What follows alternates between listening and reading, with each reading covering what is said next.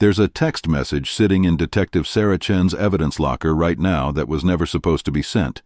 It was typed at 11:47 p.m. on a Tuesday night by a woman who, according to every piece of evidence, every witness statement, and every camera in a 5-mile radius, shouldn't have been able to send anything at all. Because at 11:47 p.m., Madison Harper was already dead, or at least that's what everyone believed for 3 years, until the phone buzzed, August 14th, 2019. It's the kind of summer night in Portland, Oregon, where the air feels thick and the streets are alive with people trying to escape the heat. Madison Harper, 28 years old, graphic designer, coffee addict, and according to everyone who knew her, the kind of person who texted back immediately, leaves her downtown office at 6:30 p.m. Her co-worker, Jessica, watches her walk to her car. That's the last confirmed sighting. Madison's silver Honda Civic pulls out of the parking garage. Security footage shows her turning left onto Morrison Street. And then, nothing. The car disappears. Madison disappears. Before we dive deeper, let us know in the comments where you're watching from. We'd love to hear from you. And if you're new here, click on the subscribe button so you never miss any of our upcoming videos. Her phone goes straight to voicemail by 7:15 p.m. Her boyfriend, Marcus, tries calling 12 times that night. Her mom, Patricia, starts texting at 8 p.m. when Madison doesn't show up for their weekly dinner. By midnight, Marcus is at the police station filing a missing persons report. The officer taking the report, Tom Rodriguez, later said he knew immediately something was wrong. Madison wasn't the type to just vanish. The search begins immediately. They find her car 3 days later in a grocery store parking lot 15 miles from her office, keys still in the ignition, her phone on the passenger seat with a shattered screen and a dead battery. There's no sign of struggle, no blood. Her purse is still in the back seat with her wallet, credit cards, and $240 in cash untouched. It's like she parked the car, got out, and walked away from her entire existence. The investigation becomes a media sensation within a week. Madison's face is everywhere. Marcus does interview after interview, begging for anyone with information to come forward. Patricia sets up a command center in her living room, coordinating volunteer search parties. They find nothing. Months pass. The case goes cold. Marcus moves out of the apartment he shared with Madison. Patricia stops answering the phone because every call might be the one telling her they found a body. Detective Chen keeps the file on her desk, unable to let it go. There are no leads, no witnesses, no ransom demands, no body. By 2022, 3 years later, the case is effectively closed.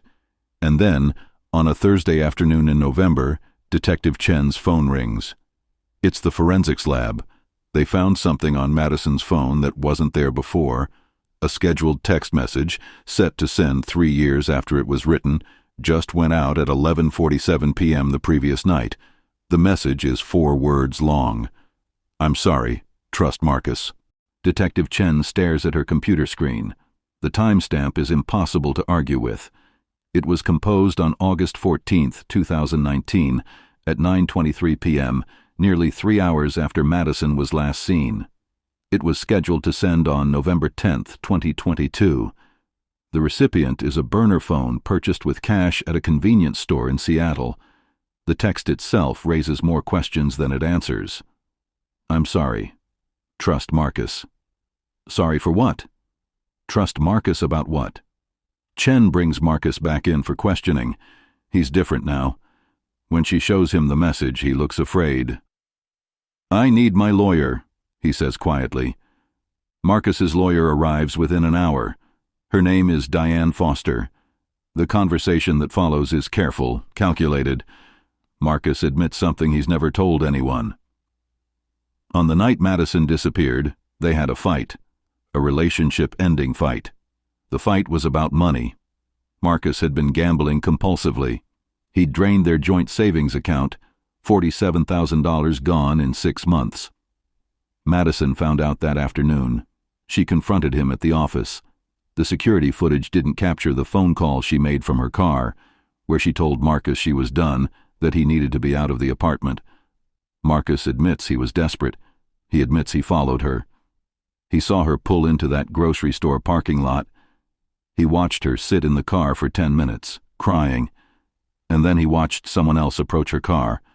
Marcus describes a man, maybe in his 40s, wearing a dark jacket and jeans. This man knocked on Madison's window. She rolled it down. They talked for maybe 2 minutes, and then Madison got out of her car and got into his truck, a dark blue Ford F-150. Marcus, sitting 3 rows away, watched her leave willingly. He didn't follow. He didn't call the police. When she didn't come home that night, he thought she was staying with her mother. It wasn't until Patricia called him the next morning that he realized something was wrong. And by then, he'd convinced himself that telling the truth would make him look guilty. So he said nothing. For 3 years, he said nothing. Chen's mind is racing.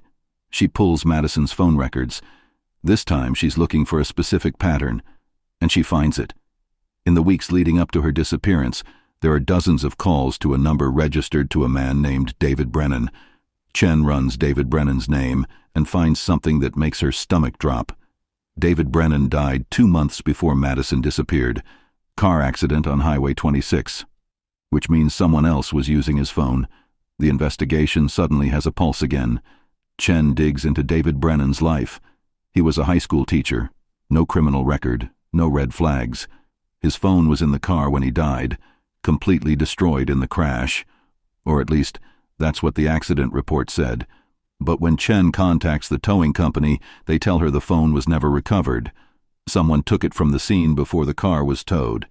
And that someone used it to build a relationship with Madison Harper, using a dead man's identity to gain her trust. Detective Chen pulls every file from the weeks before Madison disappeared. She's looking for something that connects Madison to something bigger than her own life. And then she finds it. On August 10, 2019, 4 days before Madison vanished, there was an armed robbery at a jewelry store downtown. 2 men, masks, guns. They got away with $300,000 in diamonds and watches. No arrests were ever made. But the security footage from the parking garage across the street, the same garage where Madison parked for work every day, caught something interesting. A dark blue Ford F-150 circling the block 3 times during the robbery. The getaway vehicle. Chen freezes the footage, enhances it, runs the partial plate. It comes back to a man named Trevor Walsh. And when she pulls Trevor Walsh's photo, Marcus confirms it immediately. That's the man. That's who Madison got into the truck with. Trevor Walsh has a record: armed robbery, assault, drug possession. Chen brings in backup and goes to Trevor's house. He's not there. The house looks like it hasn't been lived in for months. Neighbors say they haven't seen him in years, maybe since late 2019. Chen gets a warrant, searches the property. In the basement, she finds Madison's things: her driver's license, her keys, and a notebook, spiral-bound, filled with Madison's handwriting. It's a journal. Every entry is dated, detailed, precise. August 10th, 2019. Saw something today I can't unsee. 2 men, masks, running from the jewelry store. Their truck was parked next to my car. I got the plate number. I don't know what to do. I'm scared. August 12th. Someone called me today. Unknown number. They knew my name. They knew where I worked. They told me to forget what I saw. Madison witnessed the robbery. She got the plate number, and instead of going to the police immediately, she hesitated. The phone calls from David Brennan's number? That was them, using a dead man's phone to contact her, to threaten her. The journal entries get more frantic. August 14th, 6 p.m. They said if I talk, they'll hurt Marcus. They know where he works. They know where my mom lives. They gave me an option: disappear for a while, let them finish their business, and everyone stays safe, or refuse, and they can't promise what happens next. I'm meeting them tonight. Madison didn't run away. She made an impossible choice. She traded her life for the safety of everyone she loved. Chen's hands are shaking as she reads the last entry, written at 9:23 p.m. If you're reading this, I'm probably not coming back. Marcus, I'm sorry I couldn't tell you. Mom, I'm sorry I had to leave. Detective, whoever you are, the man who took me is named Trevor Walsh. His partner's name is James Monroe. They killed David Brennan for his phone to cover their tracks. The diamonds are in a storage unit in Beaverton, Unit 237. Please just make sure my family knows I didn't leave because I wanted to. I left because I loved them too much to stay. Below that, in smaller writing, trust Marcus. He didn't know. Don't let him blame himself. Chen immediately puts out an APB on Trevor Walsh and James Monroe. She contacts the storage facility, gets a warrant, opens Unit 237. The diamonds are there, untouched for 3 years, which means Trevor and James never went back for them. Chen starts pulling records, and then she finds them, not alive. Trevor Walsh's body was found in the Columbia River in September 2019, 3 weeks after Madison disappeared. Cause of death, gunshot wound to the head. James Monroe was killed 6 months later in what was reported as a home invasion. 2 bullets, execution style. Someone else was involved. Someone who knew about the robbery, knew about Madison, and decided to clean up loose ends. Chen goes back through the evidence with fresh eyes. The burner phone that received Madison's scheduled text. She traces it harder this time. The phone was purchased in Seattle, but activated in Portland the day before Madison disappeared. Its location data shows it was at the grocery store parking lot the night Madison vanished. It was at Trevor Walsh's house the night his body was dumped. It was at James Monroe's house the night he was killed. Someone kept that phone. Someone who wanted to know if Madison had left any evidence behind. Someone who's still out there. Chen realizes something crucial. If this person has been monitoring the burner phone for 3 years, waiting for Madison's scheduled message, that means they knew the message existed, which means they had access to Madison's phone after she disappeared, which means Madison wasn't killed immediately, and if they found the scheduled message but didn't delete it, there's only one reason. They wanted it to send.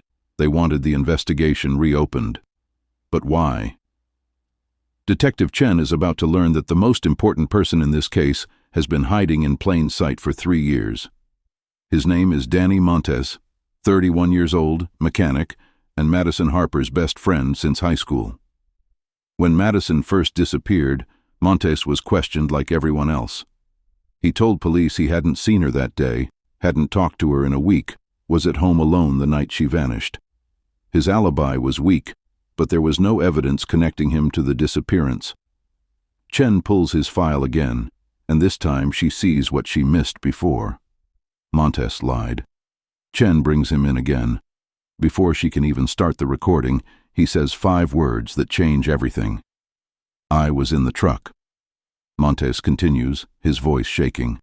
I was in Trevor Walsh's truck the night Madison disappeared. I was the one who convinced her to get in, and I've been living with it every single day since. Montes wasn't just Madison's friend. He was her confidant, the person she called when she witnessed the robbery. When Madison got the threatening phone calls, she told Montes. He told her he'd help, that he knew people who could protect her. But Montes had his own problems. He owed money to people who don't accept late payments. He'd borrowed $30,000 to keep his auto shop from going under, and the interest had ballooned to $75,000. The people he owed were connected to Trevor Walsh. When Montes heard Madison had witnessed a robbery involving Trevor, he saw an opportunity. He could trade information about Madison for debt forgiveness. So he did. He told Trevor and James that Madison had their plate number, that she could identify them, and in return they agreed to wipe his debt clean.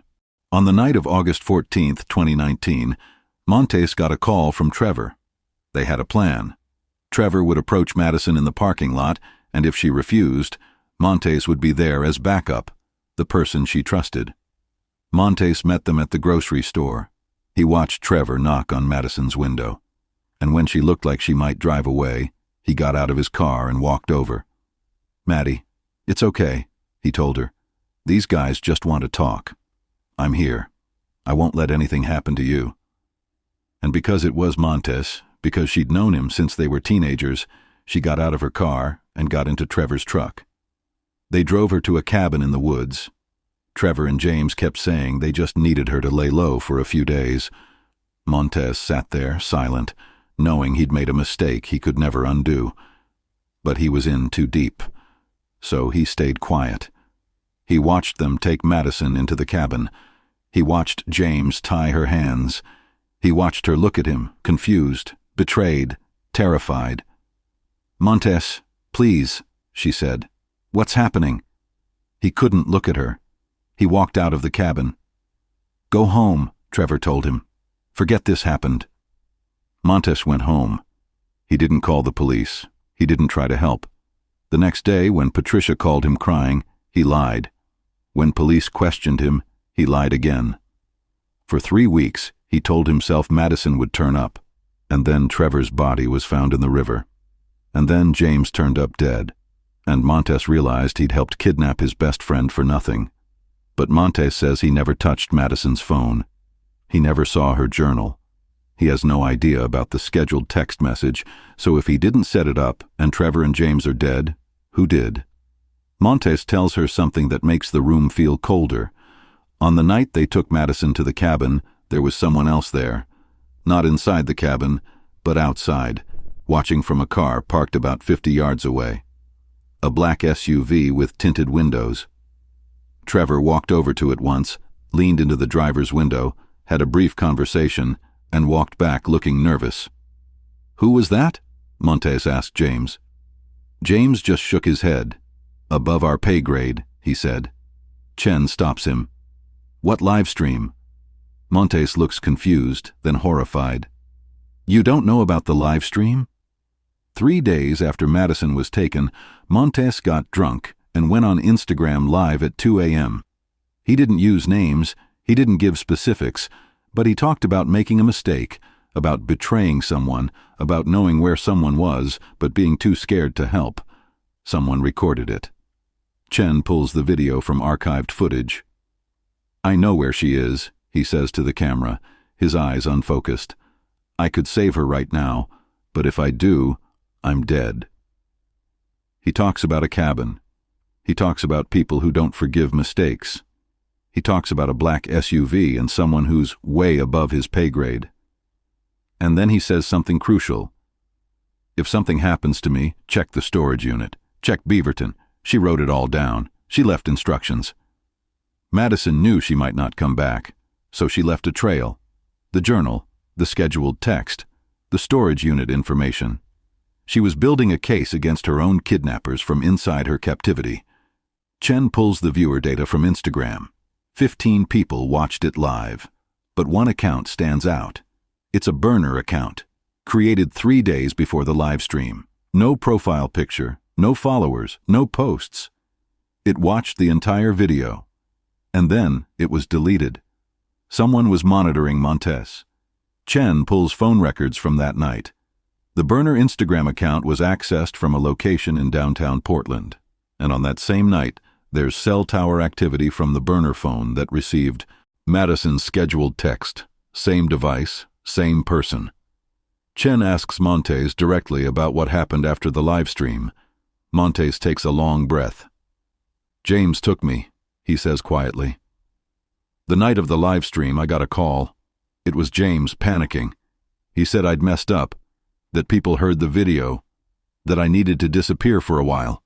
He picked me up, drove me to a motel an hour outside the city, told me to stay there. I stayed for 5 days.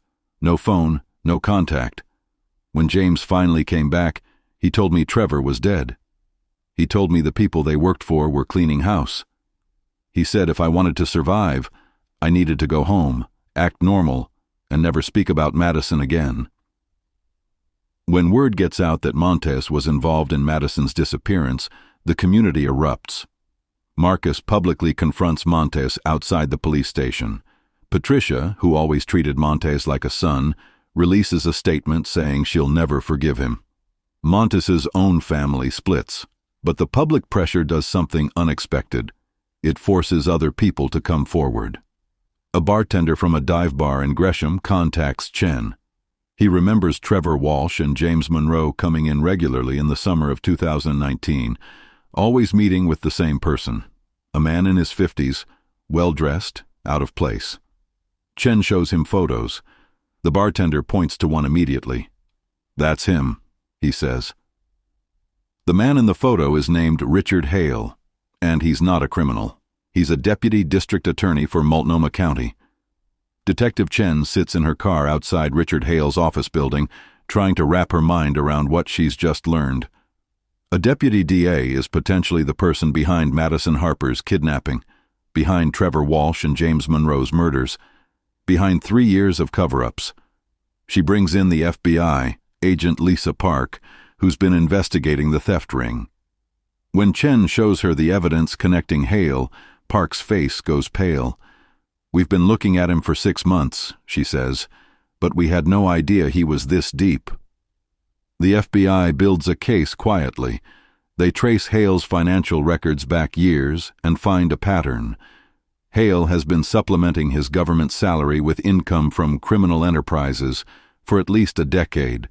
He's organizing them, using his position to identify targets, access police databases, and stay ahead of investigations.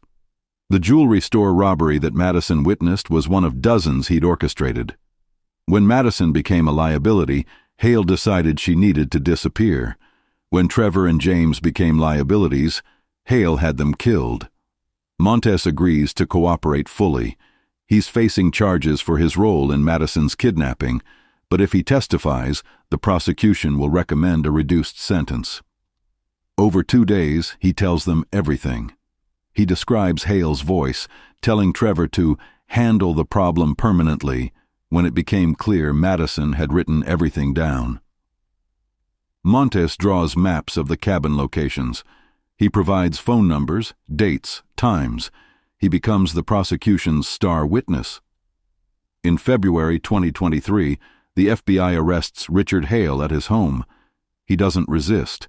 His lawyer immediately starts crafting a defense. But the evidence is overwhelming. Financial records, cell tower data, witness testimony.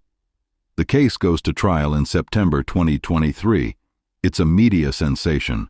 Marcus is there, Patricia is there, Montes is there, and Madison, who's been in witness protection since being found, has to decide whether to testify.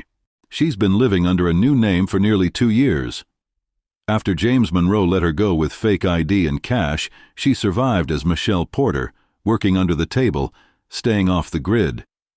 She thought about coming forward 1,000 times, but James's warning echoed in her head. He has people everywhere. If you surface, he'll know. Stay dead. So she stayed dead. She watched from a distance as her family mourned. She saw Marcus give interviews. She saw her mother age years and months. And she couldn't do anything about it. It wasn't until the FBI found her laptop, until they had enough evidence to move on Hale, that she was finally safe enough to come home. The day Madison Harper walks into that courtroom to testify is the day Marcus and Patricia's world turns inside out. They knew she'd been found alive, but knowing and seeing are 2 different things. When Madison walks through those courtroom doors, Patricia gasps. Marcus just stares. Madison doesn't look at them. Not yet. She walks to the witness stand, raises her right hand, swears to tell the truth, and sits down. Her voice is steady, stronger than anyone expected. She tells the jury everything, about witnessing the robbery, about the threatening phone calls, about Montes convincing her to get into Trevor Walsh's truck, about being driven to a cabin in the woods, terrified, about seeing Richard Hale for the first time, standing outside the cabin, looking at her through the window like she was a problem to be solved, about hearing him tell Trevor and James that she couldn't be allowed to testify, about the 97 days she spent being moved from cabin to cabin, writing messages on walls, carving her name into wood beams, about James Monroe's unexpected moment of conscience when he realized Hale was going to kill them both and decided to give her a chance to survive. She describes living as Michelle Porter, working cash jobs, sleeping in cheap motels, jumping every time a car slowed down. She describes watching her own memorial service on a library computer.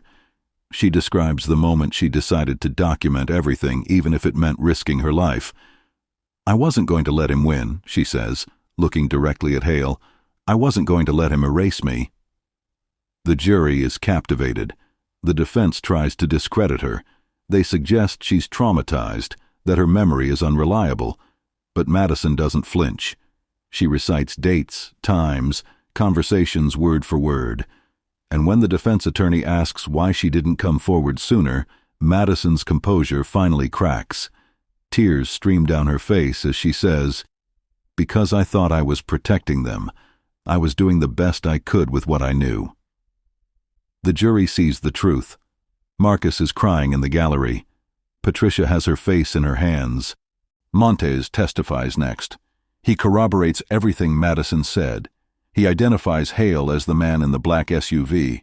He admits his own role. "I helped kidnap my best friend to save myself," he says. "I'll live with that for the rest of my life. But Richard Hale is the one who orchestrated all of it."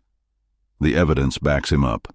The cell tower data, the financial records, the forensic analysis of the cabins. Piece by piece, the prosecution builds a case that's impossible to ignore. The trial lasts 6 weeks. The jury deliberates for 3 days. When they come back, the verdict is guilty on all counts. Richard Hale is sentenced to life in prison without the possibility of parole. He shows no emotion. In the end, 5 people went to prison. Richard Hale for life. Montes for 12 years with the possibility of parole after 8. 3 other associates for varying sentences, but nobody won. Madison got her life back, but it's not the life she had. Marcus and Patricia got their daughter back, but she's not the same person who disappeared in 2019. After the verdict, there's a vigil. Hundreds of people gather in downtown Portland. They light candles. They hold signs with Madison's face on them. Madison stands at the center, Marcus on one side, Patricia on the other, and she looks at the crowd with tears streaming down her face. She's surrounded by support. But she's also alone in a way no one else can understand. She lost 4 years of her life. She lost her sense of safety, her trust in people, and she can never get those things back. The vigil ends with a moment of silence, not for Madison, who's alive, but for who she was before August 14th, 2019. This wasn't just a story about violence. It was about what happens when survival instinct overrides morality, when people in power abuse that power for personal gain. It was about a woman who witnessed something she wasn't supposed to see and paid a price no one should ever have to pay. It was about a man who betrayed his best friend to save himself. It was about a system that's supposed to protect people being corrupted from the inside, and it was about a family that was torn apart by grief and put back together by a truth that was almost more painful than the lies. Madison Harper survived. But survival isn't the same as winning. Survival is waking up every day with the weight of what happened pressing on your chest. Marcus and Madison tried to reconnect after the trial. They met for coffee, talked about the old days, tried to find the relationship they had before everything fell apart. But it didn't work. Too much had changed. Marcus carried guilt for the fight they had, for not intervening when he saw her get into Trevor's truck. Madison carried resentment for the gambling, for the secrets. They went their separate ways with a sad acceptance that some things can't be fixed. Patricia was different. She and Madison rebuilt their relationship slowly. Weekly dinners turned into phone calls every other day. Madison moved back to Portland. They gardened together. They cooked together. And slowly, Madison started to feel like herself again. Not the old self, a new self. And today, the video still exists. The Instagram livestream where Montes confessed, the news coverage of the trial, the interviews Madison gave, all of it is online. True crime podcasts dissect every detail. YouTube channels make documentaries. Reddit threads debate whether Montes deserves forgiveness. Madison hates it. She hates that the worst experience of her life is entertainment for strangers. But she understands it too, because if her story can prevent even one person from staying silent when they witness a crime, then maybe the 4 years she lost weren't entirely wasted. So what do you think really caused that night to unfold the way it did? Was it Richard Hale's corruption? Was it Montez's desperation? Was it Trevor Walsh and James Monroe, criminals who saw Madison as a problem rather than a person? Or was it something deeper about the way our society creates situations where people feel like they have no good options? Maybe it's all of those things. What's your take on this case? How would you feel if you were Madison, watching your life fall apart from a distance, unable to come home? Could you forgive someone like Montez? Could you rebuild your life after losing 4 years? These aren't easy questions, but they're worth asking. Because Madison Harper's story isn't just about her. It's about every person who's ever witnessed something they shouldn't have, every person who's ever been betrayed by someone they trusted. It's about the fragility of the systems we trust to protect us. And it's about resilience, about the human capacity to survive unimaginable circumstances and keep going. Drop your thoughts below.